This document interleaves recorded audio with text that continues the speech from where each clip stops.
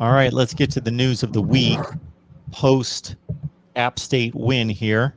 And that would include the running back position where Donald Chaney is out for the season. And of course, Jaylon Knighton is serving the third game of a 4-game suspension. So the running back room is shrinking, at least for the time being. Cam Harris, of course, still the starter, but once you go to those second and third options, then you're looking at the two prominent players that were recruited and signed in the 2021 class. Yeah. So unfortunately, Donald Chaney tore up his ACL in the game. And so he's out for the season, which has been stated by Manny Diaz, Matt Zimmons of On3 Sports. That's the new company started by the guy who started Rivals, who then started 247, who does like starting companies apparently. But the new one, On3, Matt Zimmons reported that it was the ACL. So it was said that he's out, and then it was reported otherwise. The ACL, you put pieces together. That's a big blow for Miami because, as you've seen me say here, I think that Donald Chaney Jr. should have been starting. Manny Diaz is saying, "Oh, we need a number 2 behind Cam Harris. We're looking for this." I was like, Cam Harris is the number 2, and running back wearing number 2 should have been the starter. But either way, he's gone for the year, which is very unfortunate. Jaylon Knighton still serving some of his suspension, so he's not back for a couple of weeks, and then. Yeah, it comes down to the guys that we recruited this past year. So you have Thad Franklin from Hollywood Shamadan Madonna, big running back, 6'1", 220, played basketball as a point guard, so a big body point guard. He's going to focus on football in Miami. That would be the best idea for him. Will be the number 3. And then Cody Brown, who had signed with Tennessee, and they got released from his NLI, when they made the coaching change. He's down here wearing number 24, the Underwood family number that we wore in all of our sports. And so he's wearing number 24. So obviously, of course, one of my favorite players. And he's going to be the number 2 running back, Cody Brown, that is. So, if you're looking for somebody to get snaps after Cam Harris, it's going to be Cody Brown. When Donald Chaney went out with the knee, I looked specifically to see what was going to happen at running back. Cam Harris played every single other snap of the game. I mean, obviously before it was rotating with Donald Chaney. Donald Chaney goes out and Cam plays every single snap, which, I mean,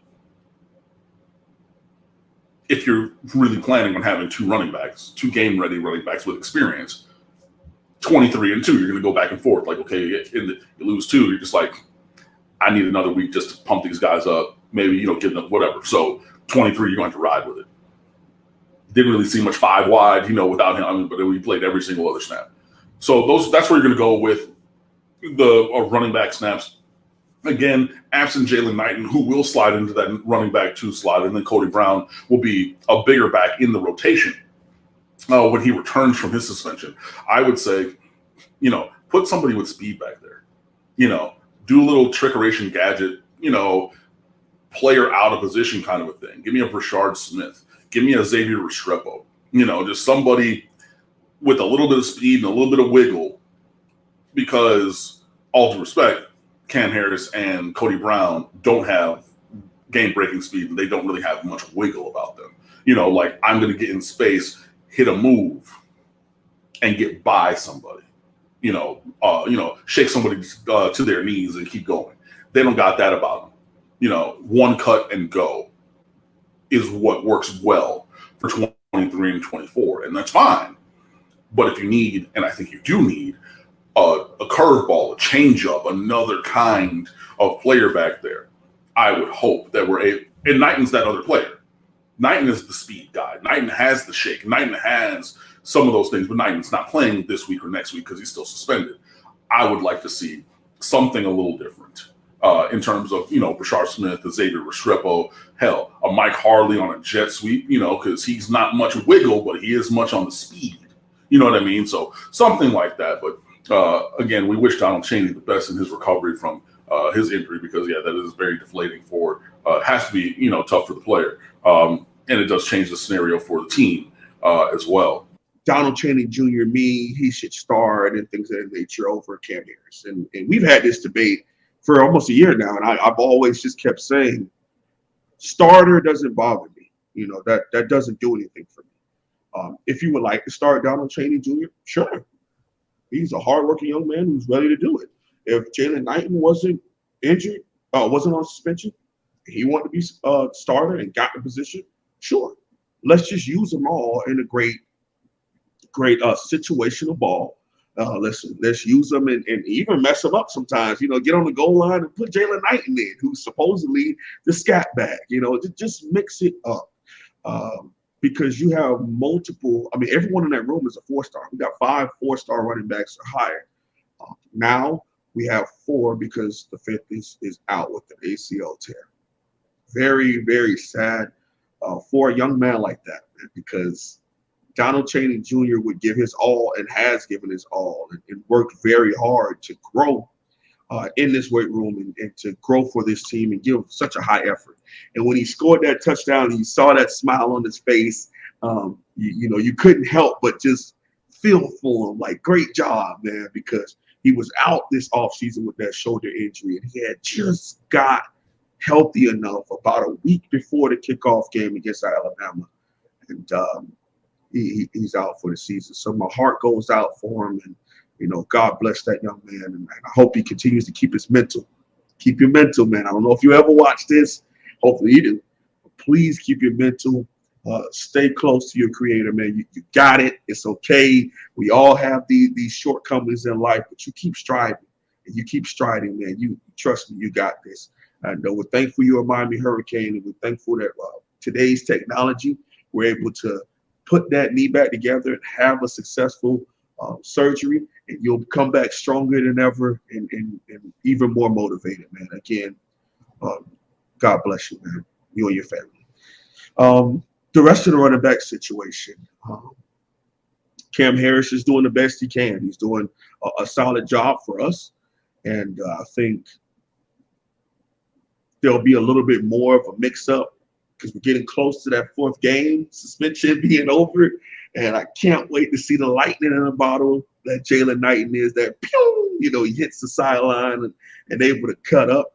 I'm excited to get that in there. But see a Cody Brown and a Thad Franklin. About 6 foot, 6'1", 240.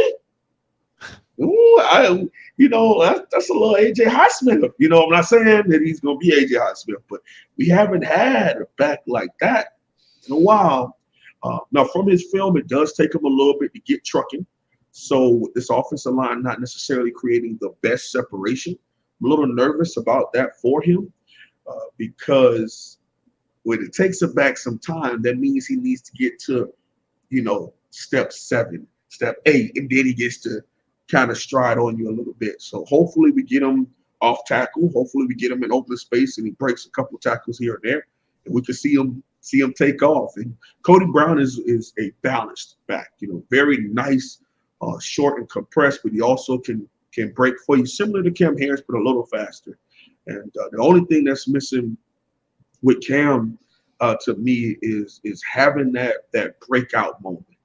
And this past Saturday, he had a touchdown that went. He had one that could have been another touchdown, but our inside wide receiver didn't step up to the line of scrimmage. So they called that back because he had too many players off LOS.